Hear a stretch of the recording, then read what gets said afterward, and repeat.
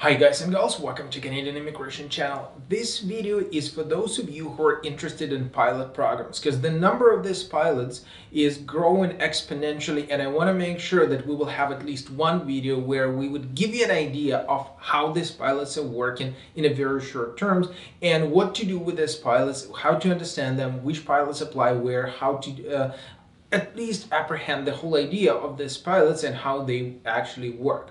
First and foremost, there are two types of these pilots, federal and provincial. Despite the fact that, for example, Atlantic Pilot, and that's the first in the list of federal pilots, is targeted and created specifically for 4 Atlantic provinces, this is managed and regulated by federal government exclusively.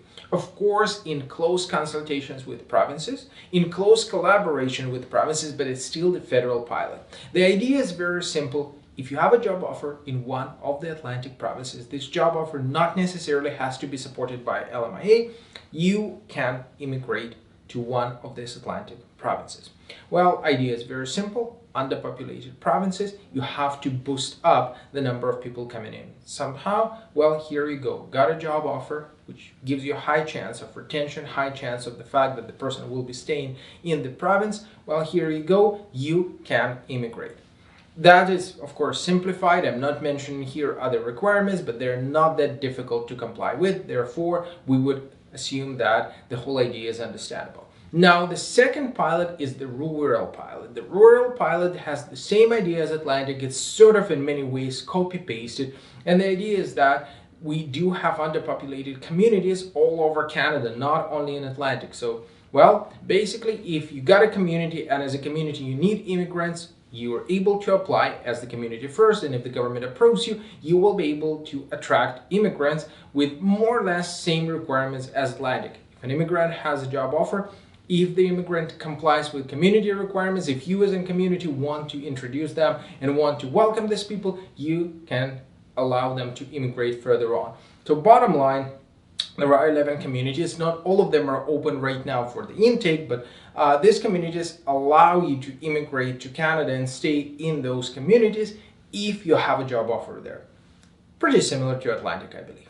Next pilot program. This pilot program is targeted and created for caregivers, for those who are providing care for elderly people, for people with disabilities, for babies, for working as nannies, if you will, to simplify it, right? If you got a job offer, if you got a family supporting you, you will be able to immigrate to Canada, provided that you meet other requirements, right? If you got experience, if you got proper education, if you meet language test requirements, mostly welcome to immigrate as a nanny, as a person taking care of the elderly people or people with disabilities.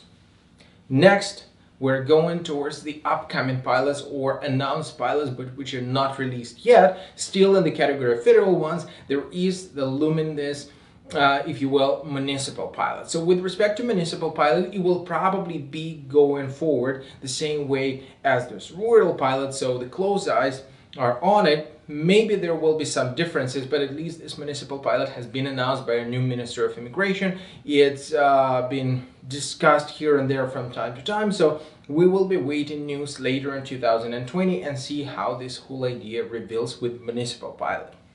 Now, next step is to look at the provincial pilots, right? So situation is not getting easier. We have provincial pilots. And we're studying with the most populated, with the most developed province of Ontario, and Ontario has at least 2 pilots for now. The very first one is UTech Pilot. The idea is very simple. As Ontario, I recognize that I need IT specialists, so I will be selecting this IT specialist with certain occupations from Express Entry.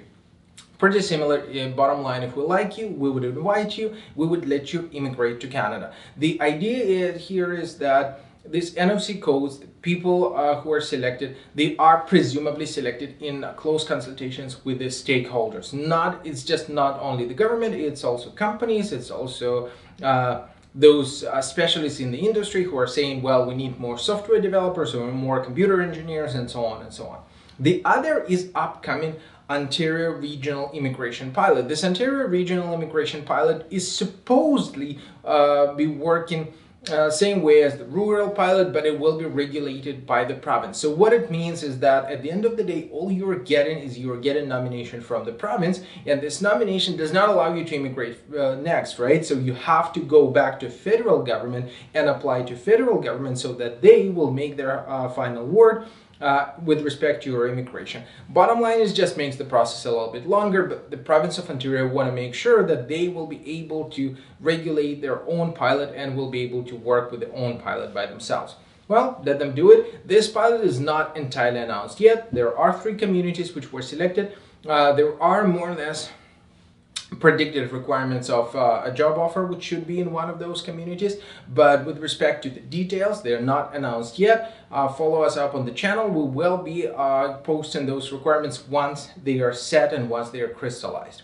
Next province, British Columbia. With respect to British Columbia, more or less the same, right? The first one is BC Tech Pilot. Higher list of occupations in demand, more or less same requirements. You have to have a job offer. Job offer does not require you to have LMA. You could apply.